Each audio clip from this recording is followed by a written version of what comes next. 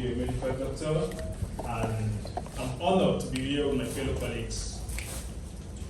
So to my right is Leader Clearan, who is a nurse, and to my left is Leader Angel, who is a medical laboratory scientist. So today we are very excited to share with you all a life-saving medical skill, which is cardiopulmonary resuscitation. But before we begin, we would like to thank Dr. Mike Oladipo for giving us the privilege for us to use this platform. So now CPR is not just meant for medical personnel. It means you must not be in the health field for you to master this skill. It's a skill that anyone can master, and it has proven to save a lot of lives. So just follow up. Okay, so that is me. And also I'm the current Youth Opportunity Ambassador for Cameroon 2024 and a brand developer at Mogi Global Leadership School. Okay, so we're going to follow the outline. We're going to look at the definition of CPR. We're going to look at anatomy and physiology, indications of CPR, and steps to perform CPR. Okay, so for the definition, the cardiopulmonary resuscitation is a life-saving emergency procedure that combines two things: chest compression and rescue breath.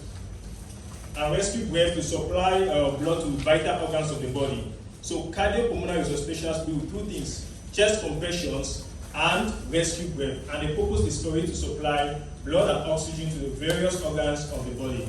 So you're going to see a scenario there. Okay, so this is someone who has been drowned, and you see what the person is doing, right? He's listening for the breath and doing chest compression. So this is what CPR is all about. Okay, so for the anatomy and physiology, now we're talking of cardiopulmonary resuscitation.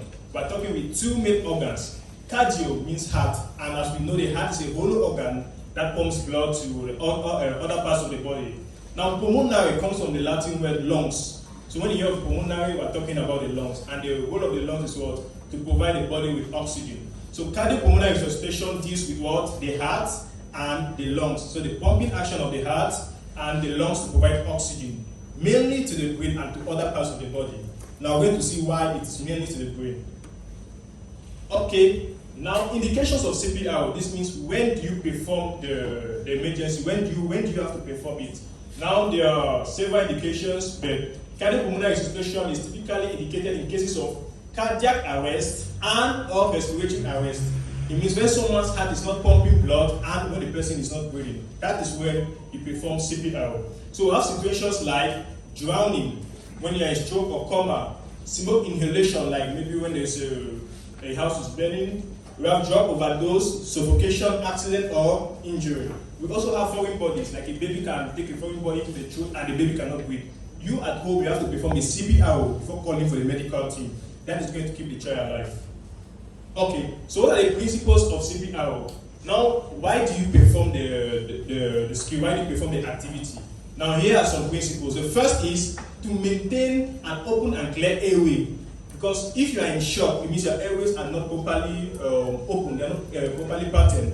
It means the child might die. So the first principle is for you to maintain an open and clear airway. The second is to maintain breathing by external ventilation.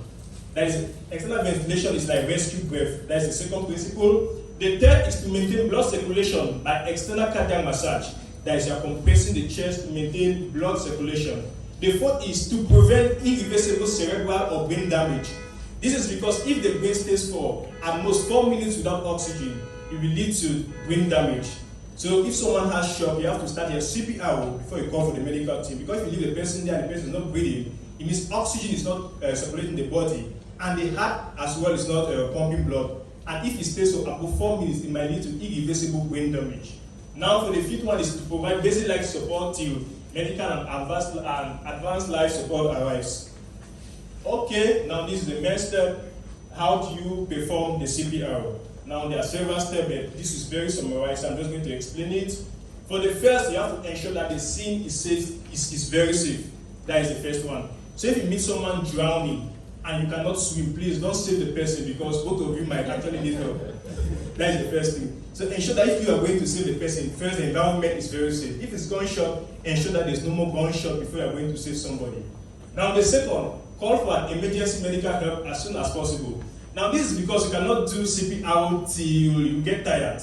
And when you get tired, obviously the person will die. So before you begin the CPR, ensure that you have sent someone to call for help as soon as possible. But now if there is no help around, that's where the problem lies. We are going to see what to do in that case.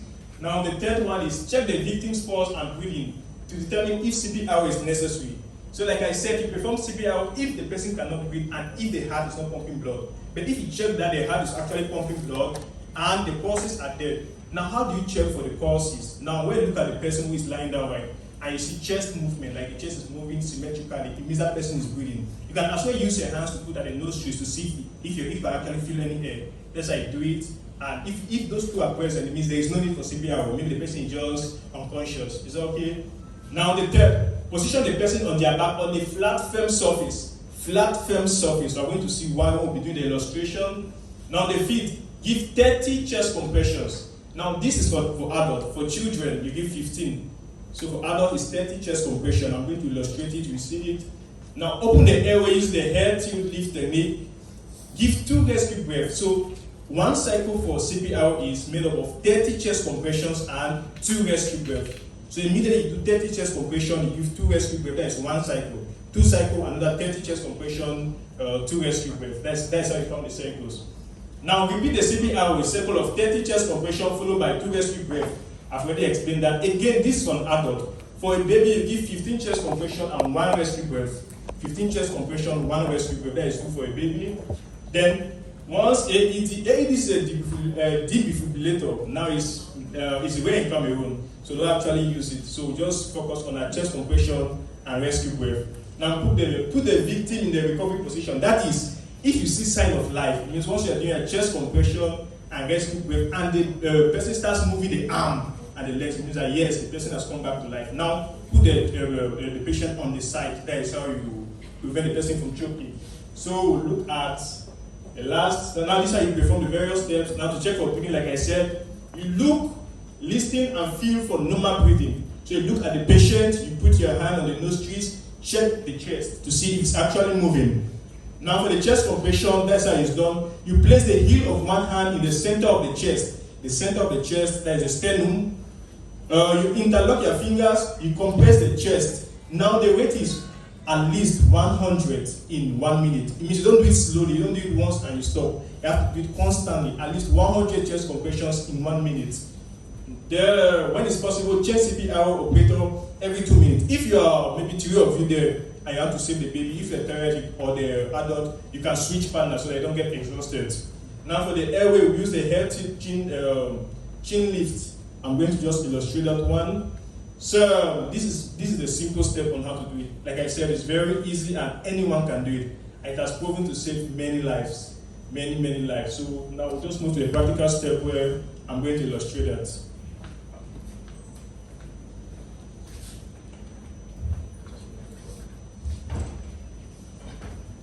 Okay. All right. So you need this. I just brought this for illustration. So now, normally, you meet the person lying down. Just put this way. Now, first, you have to be on a firm surface. So it means don't carry the person and put the person maybe on the soft surface. It should be firm surface. Then now, the second thing, you go on your knees. I'm just going to illustrate that. Now, this is my left hand, right? I'm going to place the heel. Now, like I said, it's very loose, so nobody can see. But you place the heel of your left hand on the chest. You interlock your fingers. It means this is my finger, I will interlock it like this. So this is how for the chest compression. So now, how do I do it? This is how I do it. Like I said, you do it at least 100 in 1 minute. So you don't do it once and you stop. You continue doing it and you're counting. So 1, 2, 3, 4, 5, 6, 7, 8, 9, 10, 11, 12, 13, 14, 15, 16, 17, 18, 19, 20, 21, 22, 23, 24, 25, 26, 27, 28, 30. So once it's 30, I have to give 2 rescue breaths. I come here. Now for the rescue breath, it will be inappropriate for you to use your mouth. So most of the times you can use the tissue, but if there's no tissue, you can use your fingers. So what you do, I'll use my right hand, I'll close the nostrils. So that the air that I'm giving you will not come out through the nostrils. I use my 2 fingers, I put it like this, then I blow. Once I'm blowing, you have to check if the chest is rising. So you have to blow with enough breath. So I close the nostrils and I blow. So once it's too breath, you come again and continue the cycle. Your left hand on the sternum, you interlock your fingers. So this is how we do it. 1, 2, 3, 4, 5, 6, 7, 8, 9, 10, 11, 13, 14, 15, 16, 17, 18, 19, 20, 21, 22, 23, 24, 25, 26, 27, 28. Once it's 30 again, you come the same thing. So close the nostrils, put your 2 hands. Now once you are doing it, once you are compressing the chest, you're actually enabling the heart to keep pumping blood, even if there's cardiac arrest. That's what you are doing. So once the heart is actually found here in the mediastinum. So once I'm pressing it, I'm helping the heart to pump blood to the rest of the body. But the rescue breath, I'm giving oxygen to the lungs because it's not functioning. So you do this until the medical team arrives. This for the adult. So I'm going to illustrate for the baby. Okay, so this is baby. His name is John. So I'm going to put the baby on the floor. Now for the baby, the ribs are very fragile. So you don't need to use the chest compression. Else, you're going to break the ribs of the baby. And you need to do more complicated things like pneumothorax, air in the thorax, which is very, very serious. So what you do is you use your thumb, put your thumb like this. So this just do it for the baby. And for the baby, it's 15 and 1 rescue breath. So I'm doing it 1, 2, 3, 4, 5, 6, 7, 8, 9, 10, 11, 12, 13, 14, 15. So once it's 15, the same thing, here I'm giving 1. Now, once you do for a normal human being, the chest is going to rise. After that, you continue. Like I said, your thumb for the baby. 1, 2, 3, 4, 5, 6, 7, 8, 9, 10, 11, 12, 13, 14, 15. The same, I come again. Okay, so like I said, it's easy. It's very, very easy. You just need to keep practice and you need to learn how to actually do it well. If not, you're going to harm the patient. Okay, so you just need to keep this. Okay, so that is how you do the CPR. Now, when do you stop doing the CPR? That's a question that most people usually ask. When do you stop? So there are like 3 conditions. First, if you are tired, if you know that, man, I can die doing this thing, it means your energy is gone. You can actually stop. And like I said, if the brain stays for more than 4 minutes without oxygen, it means the person is getting worse and worse. So once you keep doing for, first, you are tired, you stop. Secondly, above 30 minutes, and there's no sign of life, it means the baby or the adult is not moving the arms or there's no sign of life, you stop. That is the second. And the third one, the third reason why you stop is if you know that maybe no matter how long we do, no medical help will arrive. Because first, like I said, call for a medical help before you start. There are situations where you can see someone lying down, maybe because of gunshot, and the person was shot in front of you, and you have to try and perform it, but there's nobody around, everybody is on the floor. You know, so no one can even explain it. If you know that nobody will come and rescue the person, then there is no need for you to do it, because at the end, the person is still going to die. You say, okay, so thank you very much. If you want to learn more about it, you can meet us, who are the medical team, you can meet us there and we can explain it better to you, or you can as well invite us to maybe organizations or anything and we'll explain to you properly. Like I said, there are many other medical skills that you need to acquire without necessarily being in the medical profession, which can really save a lot of lives. And we all know the story of the Junior Pope, the actor. He was drowned, right? That's the story. And it was proven that if CPR would have been performed on time, maybe he would have survived. So that is really the advantage of you learning this skill. So thank you very much. And are you grateful? Clap, clap, clap, clap. Go.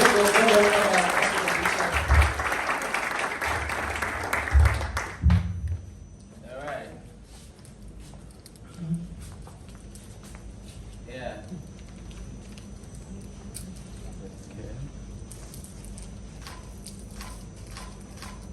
All right, thank you. We're good?